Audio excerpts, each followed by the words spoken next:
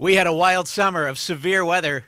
20 people stood on tables and chairs to avoid rising waters. The damage here is just incredible. Pieces of asphalt are everywhere. Storm after storm. The Fox Chapel Racket Club right around the corner looked like this last night. Between Bousman and Colerain Streets, several drivers were stuck there. Flood after flood. A lot of damage here along Delafield Road. That rushing water lifted up the pavement, cracking it into pieces. So, are we in for a wild winter as well? It's November 1st. Like it or not, winter's coming. That's right. Chief Meteorologist Jeff Rosella recently went to AccuWeather and State College to get the lowdown on what's in store for this winter. He's here now with his annual winter weather forecast. Jeff. We talk about the long-range patterns and how they could impact us locally. And the question started coming weeks ago about the possible demeanor of Mother Nature over the next few months. Now, before I project ahead what the winter mood ring is going to be this year, quick look back at last winter where we had 3 of the 5 months period that could be classified as cold and snowy. December, January, and March all had below average temperatures and above average snowfall. February, on the other hand, did provide us a little bit of a reprieve in the middle of winter. It was a milder month with a decent thaw, but overall, the total snowfall over that 5-month period was 52.5 inches, which is 12 above average. Now it's time to shift our focus forward and find out what the next 5 months will be. The winter outlook starts to take shape when most are concerned with tank tops and tan lines. Summer is when global patterns and large-scale influences start to tip their hand. Among the most analyzed are the water temperatures in various parts of the Atlantic and Pacific Oceans.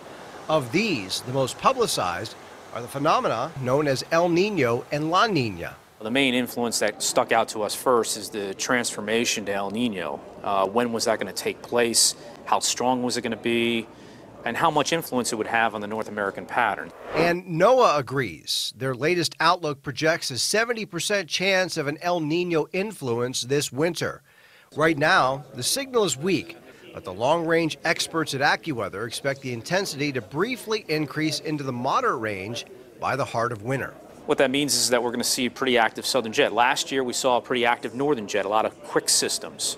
The results of El Nino could be powerful systems, more moisture associated with them, but less frequency.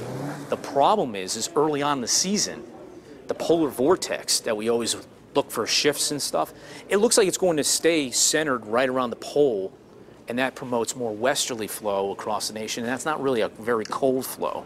However, a projected late season shift in the aforementioned polar low could mean some big pattern changes for the second half of winter. So given the expected setup and comparing it to similar patterns from years past, here's what I expect for our winter. Up first, my temperature outlook.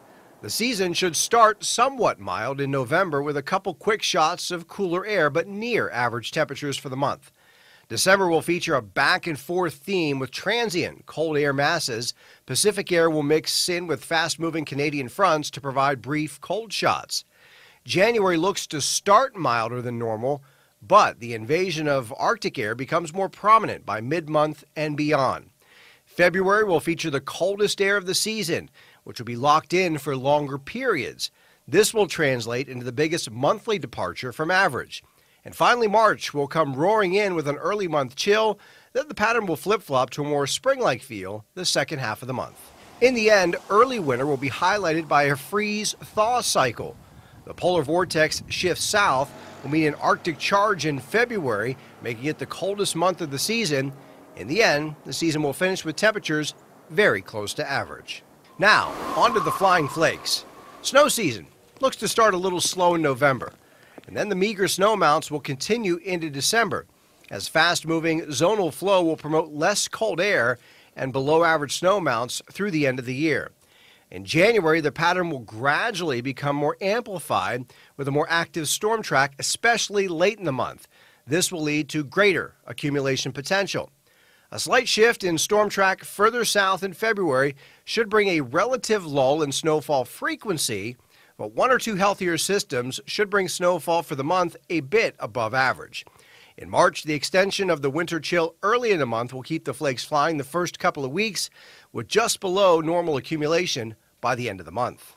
So, over the next 5 months, the pattern favors a slow starting season, with the potential for a couple small systems through mid-January. The most active period will likely occur in late January and early February, which will move the season total to 39.5 inches, which is just a few flakes below climatology and 13 inches less than last winter. So, to recap, winter should start slow and pick up steam by mid-January. Then the polar vortex will flex its muscle further south, leading to February being the coldest month this winter. After above-average snowfall last season, this season's totals will come back closer to climatology and a potential late start to a lake effect influence. So how will this impact you? Heating costs, we're going to get them during winter, but they're going to be highest late in the winter. As I outlined there, I think late January through February is going to be the coldest part of the season, so that's where you're going to incur the highest heating cost. And with a slow start to the snow season, a slow start to ski season, but it should have a better finish with the cold and the snowier weather locking in late January into February. I know you like an early start to the ski season. A lot of people do. A lot of people do. So be patient, but it will come. It'll eventually come. But yeah, you know, January is when things mid-January are really going to start to lock in. I think between now and mid-January, it's going to snow from time to time, but we're going to get into one of those freeze-thaw things where the snow hits the ground. 2 days later, it's gone. Yeah. It's really not going to lay around and stay until we get to mid-January, late January, which comes as no surprise. That's the core of winter, but yeah. I think it's just going to be transient winter until mid-January, and then we lock in. Sounds like an excellent pothole forecast. Really good. Bumper crop this year. All right. Good stuff. Let's